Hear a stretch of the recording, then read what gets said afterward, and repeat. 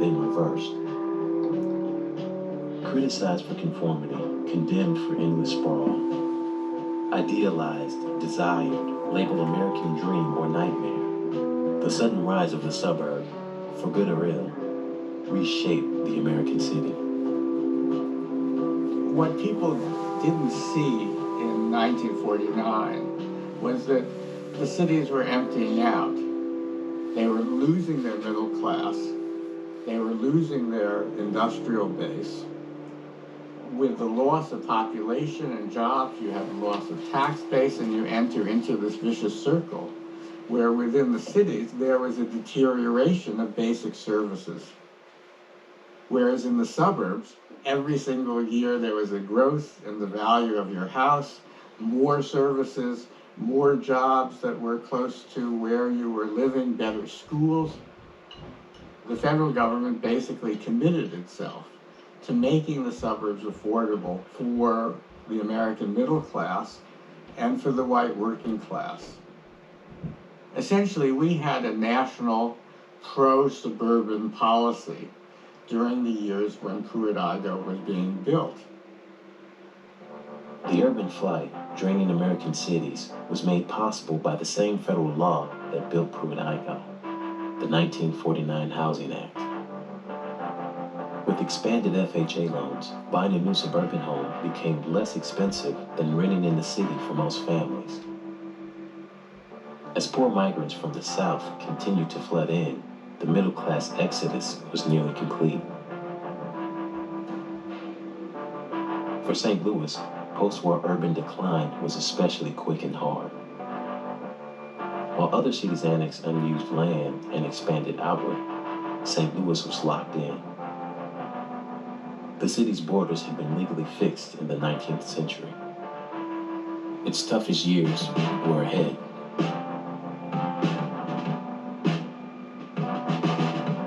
By 1980, the city of St. Louis would lose half its mid-century population.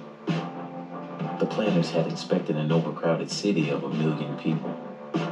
They built massive projects like Pruitt, Igoe, expecting them to fill. But the plans were collapsing. St. Louis was in free fall.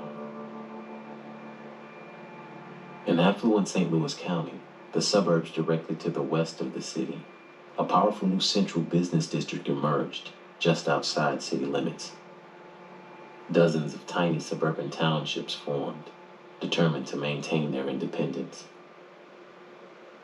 Though it's only a crossroads on the highway north of St. Louis, you can hardly miss Blackjack as you pass through it.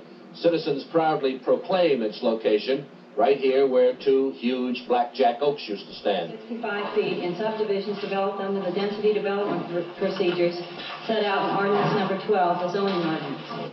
Tiny Blackjack incorporated itself as a city last August and promptly passed a zoning law prohibiting the construction of new apartment buildings, among them a proposed low to middle income housing project. The people of Blackjack are afraid, and what they are afraid of is visible only a few miles away at the giant Pruitt Igoe housing complex in St. Louis.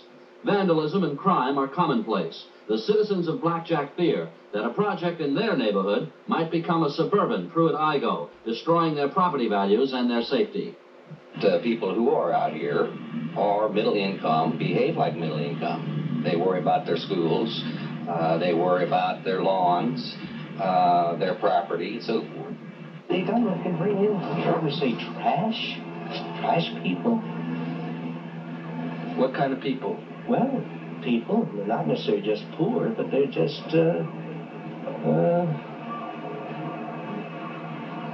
well, you won't be able to walk in the neighborhood then. I said it'd be people like that.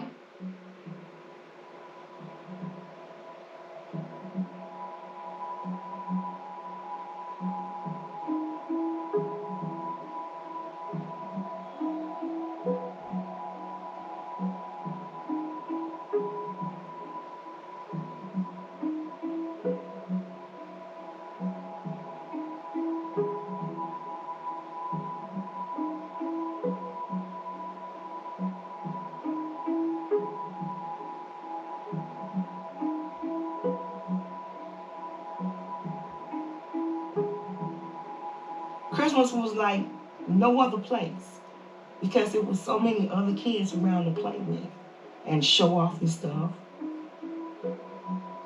I remember when my mother gave me a record player, and she couldn't afford to buy me a brand new one, so she went to the pawn shop and she got me a record player from the pawn shop. And bang, she left. We pulled the record player to the door, and Martha Reeves and the Vandellas made Dancing in the Street. We pulled the record player to the door, went outside, turned the record player up as high as it would go, and then people just came from everywhere. It was a party always in the evening. It didn't have to be any special day. Somebody somewhere had their music blasting. And that was a Christmas day. And I will never forget that.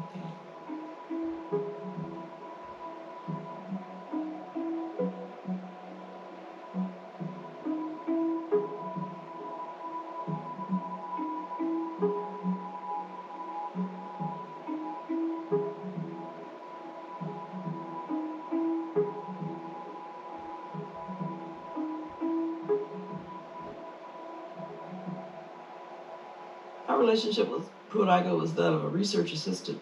I went to Washington University to graduate school in 1964. I was working on a National Institute of Mental Health funded study on social problems in public housing. My role was to study women and girls in Pruitt Igoe. I was 20 years old. I'd just gotten out of college. Some of the girls were 18 years old, and I was 2 years older, but yet my life was vastly different. As time passed, I did wonder, would my life have been similar to that of the girls had my parents migrated from Mississippi to St. Louis? Would my opportunities have been different?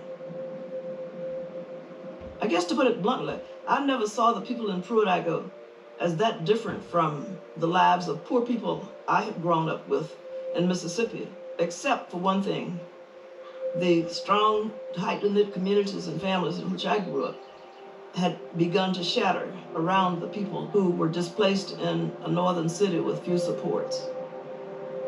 And the policy and the housing authority was to move the poorest of the poor, the most dependent families, to Pruitt Igoe. Before we moved into Pruitt Igoe, the welfare department came to our home. They talked with my mother about moving into the housing project, but the stipulation was that my father could not be with us. They would put us into the housing project only if he left the state. My mother and father discussed it, and they decided that it was best for the 12 children for the father to leave the home. And that's how we got into the projects. The welfare department had a rule that no able-bodied man could be in the house if a woman received aid for dependent children. If a man lost his job, if he's looking for work, he still had to leave the home. And there was even a night staff of men who worked for the welfare department whose job was to go to the homes of the welfare recipients, and they searched to find if there was a man in the home. Sometimes men came back at night to be with their families. Some were found in the closet hiding.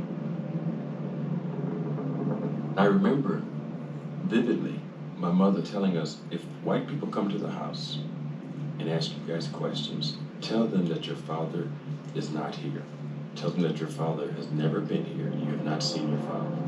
I trusted her. I knew that there was a reason that we had to do this charade. And I participated in the charade. I sat there and looked those people in the eye and told them with pure earnestness that no, I have not seen my father, and no, my daddy does not live here. And but I knew that I was lying, and that made me wonder, who are these people and how they have the power to make my mother lie?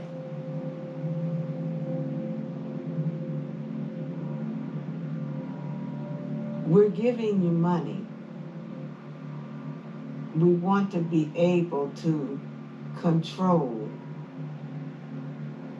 you.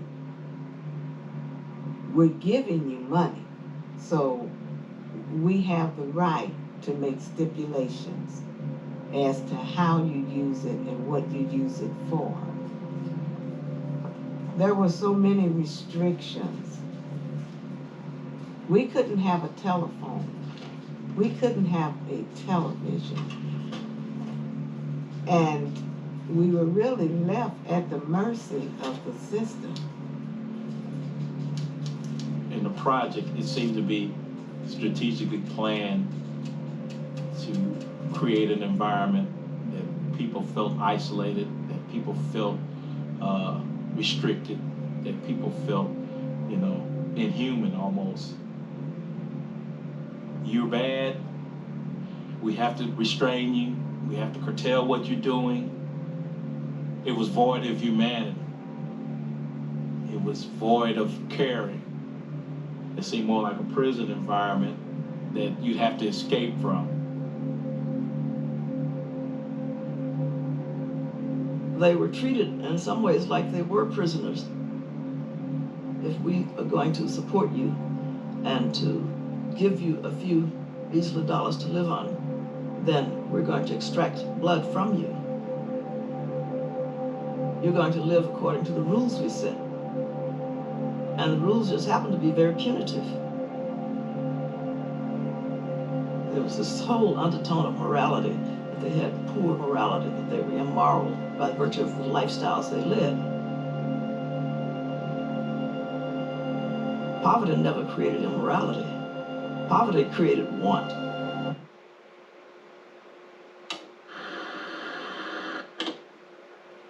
When we first moved in the projects, we couldn't have a television.